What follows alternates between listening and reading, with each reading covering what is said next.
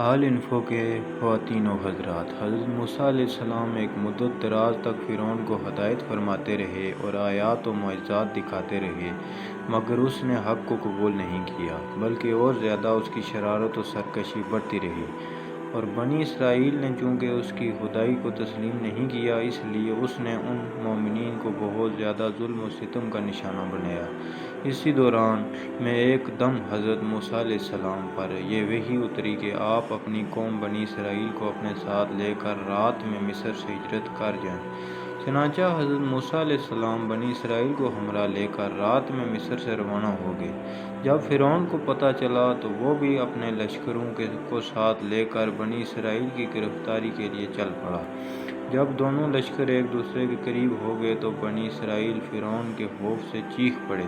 کہ اب تو ہم فرعون کے ہاتھوں میں گرفتار ہو جائیں گے،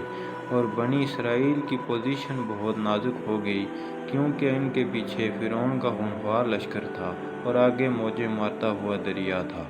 اس پریشانی کے عالم میں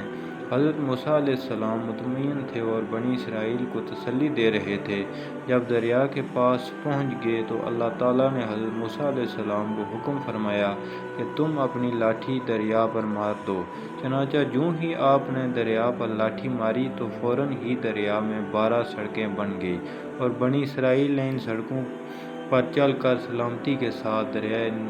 دریا سے پار نکل گئے۔ فرعون جب دریا کے قریب پہنچا اور اس نے دریا کی سڑکوں کو دیکھا تو وہ بھی اپنے لشکروں کے ساتھ ان سڑکوں پر چل پڑا، مگر جب فرعون اور اس کا لشکر دریا کے بیچ میں پہنچا تو اچانک دریا موجیں مارنے لگا اور سب سڑکیں ختم ہو گئیں، اور فرعون اپنے لشکروں کے دریا میں غرق ہو گیا۔ اس واقعے کو قرآن مجید میں اس طرح بیان فرمایا کہ جب دونوں جماعتیں ایک دوسرے کو دیکھنے لگیں تو اصحاب موسیٰ نے کہا کہ ہم بالیقین گرفتار ہو جائیں گے، تو حضرت موسیٰ علیہ السلام نے فرمایا کہ ہرگز ایسا نہیں ہوگا، کیونکہ میرے ساتھ میرا رب ہے، وہ عنقریب مجھے اس سے نکلنے کا راستہ بتا دے گا۔ پھر ہم نے موسیٰ علیہ السلام کو حکم دیا کہ اپنے عصا کو دریا پر مارو۔ اس نے دریا پر عصا مارا جس سے دریا پھٹ گیا، اور دونوں حصہ اس کا اتنا اونچا تھا جیسے بڑا پہاڑ، اور ہم نے دوسرے فریق کو بھی اس جگہ کے قریب پہنچا دیا اور حضرت موسیٰ علیہ السلام اور ان کے سب ساتھیوں کو بچا لیا، پھر دوسروں کو